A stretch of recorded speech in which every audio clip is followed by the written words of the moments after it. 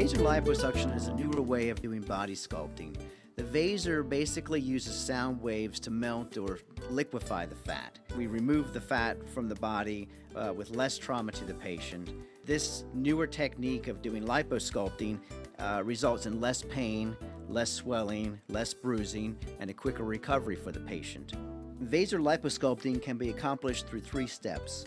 First, we're going to infiltrate a numbing solution into the fat cells, and that's basically lidocaine like you'd get at the dentist's office before a dental procedure. The second step is using the Vaser sound waves to melt the fat. So we take a small metal probe here and apply the sound energy to the fat cells, and the fat cells are then liquefied. The third step is removing the liquefied fat cells from the body.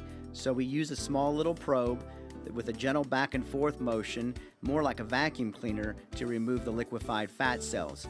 This gentle technique is much easier and much less painful than the aggressive back and forth motion that you see for traditional liposuction. The Vaser liposuction technique is a newer way of doing liposculpting, and some people call it smart lipo because it's smarter, it's less invasive, it's less aggressive, less painful, and a quicker recovery for the patient.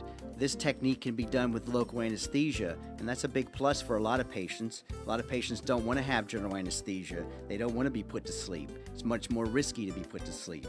With traditional liposuction, the recovery is much longer and much more painful. Most patients have to take a week off. With the newer Vaser liposculpting technique, most patients only take 1 or 2 days off work. The recovery is much quicker and less painful. So far, so good. It's been quite smooth. Pain's been very little. Prior to the procedure, we meet with the patient, we mark the areas of concern, and we take a few before pictures. About 6 weeks after the procedure, we meet with the patient again, we take a few after pictures and compare the measurements and the difference. See for yourself.